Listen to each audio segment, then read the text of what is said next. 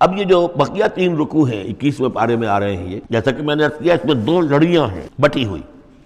ایک لڑی ہے خطاب اہل ایمان سے، یہاں ایک جگہ آپ کو مل جائے گا کہ براہ راست خطاب بھی ہے، یا عبادی الذین آمنوا، یا ایھا الذین آمنوا والا جو ہے کہ جو مدنی صورتوں میں جو خطاب کا صیغہ ہے وہ تو یہاں بھی نہیں آیا، لیکن براہ راست خطاب کیا ہے۔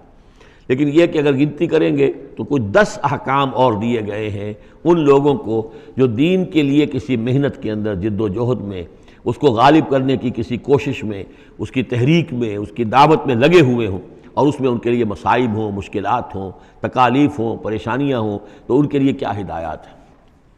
سب سے پہلی ہدایت 100 ہدایتوں کی ایک ہدایت، اتل ما اوحی الیک من الکتاب، تلاوت کرتے رہا کرو اس شے کی جو وحی کی گئی ہے آپ کی جانب کتاب میں سے۔ یہی ہم پڑھ چکے ہیں سورہ کہف میں بھی، وَاتْلُ مَا أُوحِیَ إِلَيْكَ مِن كِتَابِ رَبِّكَ لَا مُبَدِّلَ لِكَلِمَاتِهِ وَلَن تَجِدَ مِن دُونِهِ مُلْتَحَدًا۔ وہی بات، سب سے بڑا سہارا بندہ مومن کا کیا ہے؟ اللہ پر جتنا یقین ہوگا، اللہ پر جتنا بھروسہ ہوگا، اللہ سے جتنا تعلق ہوگا اتنا ہی صبر کرے گا۔ وَاصْبِرْ وَمَا صَبْرُكَ إِلَّا بِاللَّهِ، اور اللہ کے ساتھ تعلق کا سب سے بڑے ذریعہ یہ قرآن مجید ہے۔ طرفوا بِأَيْدِيكُمْ وَطَرَفُوا بِيَدِ اللَّهِ، اس کا ایک سرا تمہارے ہاتھ میں ہے، ایک سرا اللہ کے ہاتھ میں ہے۔ القرآن حبل اللہ الممدود من السماء إلى الأرض، حضرت عبداللہ ابن مسعود کی روایت کردہ حدیث ہے، حضور نے فرمایا یہ اللہ کی رسی ہے، مضبوطی کے ساتھ تھام لو اس کو، یہ تنی ہوئی ہے زمین سے آسمان تک۔ تو واعتصموا بحبل اللہ جمیعا، تو اس کے لیے یہ کہ قرآن پڑھا کرو۔ اتل ما اوحی الیک من الکتاب واقم الصلاۃ، اور قرآن کے بعد نمبر 2 نماز قائم کرنا۔ یہ نماز جو ہے اقم الصلاۃ لذکری، یہ سورہ طٰہٰ میں ہم پڑھ آئے ہیں، حضرت موسیٰ کو پہلی وحی ہو رہی ہے، پہلی گفتگو ہو رہی ہے کوہ طور پر، اقم الصلاۃ لذکری ان الصلاۃ تنہیٰ عن الفحشاء والمنکر، یقیناً یہ نماز روکتی ہے بے حیائی کے کاموں سے بھی اور برے کاموں سے بھی۔ وَلَذِکْرُ اللّٰہِ اکبر، اور جان لو اللہ کا ذکر سب سے بڑی شے ہے۔ یہاں ذکر کو علیحدہ نہ سمجھیں، یہی ذکر ہے۔ قرآن جو ہے الذکر ہے، ہم نے سورہ ہجر میں دیکھا الذکر، انا نحن نزلنا الذکر وانا لہ لحافظون، تو ذکر میں سب سے پہلے قرآن ہے۔ نمبر 2 اقم الصلاۃ لذکری، نماز قائم کرو میری یاد کے لیے۔ قرآن تو ہے ہی مجسم ذکر، نماز ذکر کے لیے ہے۔ اور تیسری چیز کیا ہے؟ ادعیہ معصورہ ہیں محمد رسول اللہ صلی اللہ علیہ وسلم کی، زندگی کا ہر کام کرتے ہوئے دعا ہے۔ آپ بیت الخلاء میں داخل ہو رہے ہیں تو دعا ہے، نکل رہے ہیں تو دعا ہے، گھر سے باہر جا رہے ہیں دعا ہے، گھر میں داخل ہو رہے ہیں دعا ہے، شیشہ دیکھا ہے تو دعا ہے، کپڑے بدلے ہیں دعا ہے، ہر کام کیجئے وہ، لیکن یہ کہ آپ کا اس وقت اللہ کے ساتھ ذہنی رشتہ قائم رہتا ہے۔ چوتھے نمبر پر جو بھی اور حضور نے فرمائے ہیں، یہ 33 مرتبہ سبحان اللہ اور 33 مرتبہ الحمدللہ اور اللہ اکبر، یہ بھی ذکر ہے۔ تو یہ تمام شکلیں ذکر کی ہیں، صرف کسی ایک شے کو ذکر نہ سمجھے ہمارے ہاں یہ بن گیا بس اللہ اللہ کر رہے ہیں تو ذکر ہے، نہیں، ذکر میں سب سے پہلے قرآن کی تلاوت ہے۔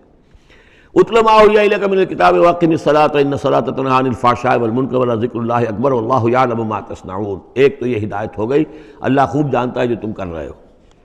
دوسری ہدایت ولا تجادلوا اہل الکتاب الا باللتی احسن، جنہیں پہلے تم سے کتاب دی گئی تھی ان سے جھگڑا مت کرو مگر بہترین طریقے پر، ان سے بات کرو تو بڑے ہی اسلوب سے کرو، خوبصورتی سے کرو، بات کو سمجھانے کے لیے کرو، ان کی توہین نہ ہو کہ جذبات کو آپ بھڑکنے نہ دیں، ان میں حمیت جاہلی جو ہے اپنی امکانیت تک تو کوشش کریں کہ وہ بھڑکے نہ، باقی پھر وہ جو کرتے ہیں اللہ کے ہاں وہ ذمہ دار ہوں گے، لیکن ان سے گفتگو کرو تو بڑے عمدگی کے ساتھ کرو۔ الا الذین ظلموا منہم، سوائے ان کے جو ان میں سے ناانصافی پر تل گئے ہوں۔ اب یہ استثناء جو ہے 2 معنی میں ہے، ایک تو یہ ہے کہ اس کا مطلب یہ کہ ان سے مجادلہ کرو ہی نہ، اور دوسرے یہ کہ اگر ان کے ساتھ کسی وقت کوئی سختی بھی کرنی پڑے، کوئی سخت جملہ بھی کہنا پڑے تو اجازت ہوگی، جہاں معلوم ہو جائے کہ یہ ہٹ درمی کے اوپر جو ہے آ گیا ہے تو وہاں اس دونوں کا امکان پیدا ہو جائے گا۔ وَقُولُوا، لیکن تمہیں ان سے کہنا کیا ہے یہ بھی سمجھ لو، تاکہ اب اس کو یہ سمجھیے کہ یہ ہمیں مسلمانوں میں جب کام کرنا ہے، مسلمان سو گئے ہیں، بھول گئے اپنے سبق کو، انہیں یاد دلانا ہے تو اسی انداز میں انہیں یاد دلانا ہے۔ قولوا آمنا بالذی انزل الینا وانزل الیکم، ان سے کہو بھائی ہم تو ایمان رکھتے ہیں اس پر بھی جو تو ہماری طرف نازل کیا گیا اور اس پر بھی جو آپ کی طرف نازل کیا گیا۔ وَإِلٰہُنَا وَإِلٰہُکُمْ وَاحِدٌ، اور یہ تو نہیں ہے کہ ہمارا خدا کوئی اور ہے تمہارا خدا کوئی اور ہے، ہمارا الہ اور تمہارا الہ ایک ہی تو ہے۔ وَنَحْنُ لَهُ مُسْلِمُونَ، اور ہم تو اسی کے سامنے فرما بردارانہ اپنا سر جھکا چکے ہیں۔ وَكَذَلِكَ أَنزَلْنَا إِلَيْكَ الْكِتَابَ، اے نبی اسی طرح ہم نے آپ کی جانب یہ کتاب نازل کی ہے. فَالَّذِينَ آتَيْنَاهُمُ الْكِتَابَ يُؤْمِنُونَ بِهِ، تو وہ لوگ جنہیں ہم نے کتاب دی ہے، یہود اور نصارہ، ان میں بھی وہ لوگ ہیں جو اس پر ایمان لائیں گے یا جو ایمان لا رہے ہیں.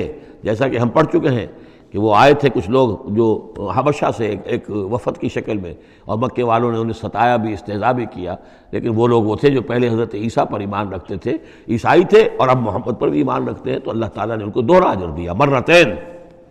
وَمِنْ هَؤُلَاءِ مَن يُؤْمِنُ بِهِ، اور ان میں سے یعنی مشرکین مکہ میں سے بھی بہت سے لوگ ہیں جو ایمان لائے ہیں اور ابھی لا رہے ہیں یا لائیں گے. وَمَا يَجْحَدُ بِآيَاتِنَا إِلَّا الْكَافِرُونَ، اور ہماری آیات کا انکار تو نہیں کرتے سوائے وہی کہ جو ناشکرے ہیں اور جو کفر کر اڑ گئے ہوں.